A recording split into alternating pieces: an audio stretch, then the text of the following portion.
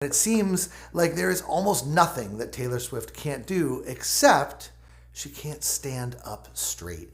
Okay, I'm outing myself here. I am a Taylor Swift fan.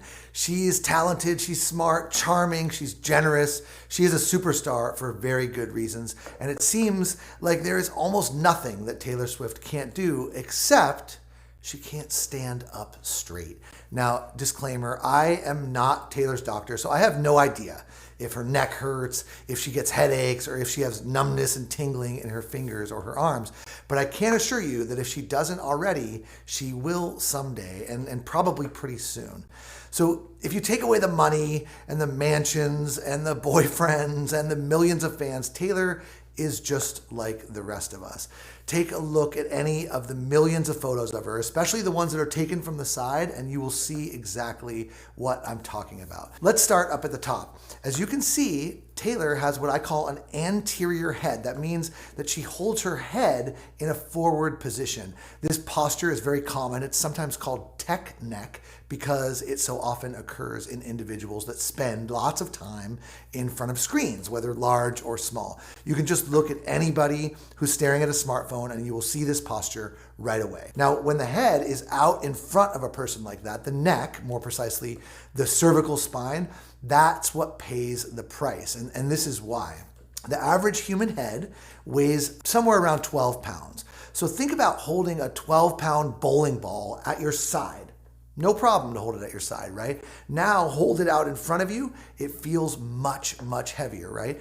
That's the same way that your cervical spine, your neck feels when you're trying to hold that 12-pound head way out in front like that. Because the bones, the muscles, the tendons, the ligaments, and the discs in between the cervical spine vertebrae are constantly overworked by this posture. And that leads to neck pain, headaches, numbness, and tingling in the hands or in the fingers. Now moving downward. On the back side of the neck, the forward head posture causes a prominent bump right at the point where the curve of the neck transitions to the curve of the upper back. This is called a dowager's hump, and nobody wants one of those. If we continue a little further down, we reach the upper back. It's known as the thoracic spine, where we see that the shoulders are rounded forward, and this excessive curvature, both forward and around the front, is technically called kyphosis, and it's all part of this new posture pandemic. And if it can happen to Taylor, it can happen to you too. Now,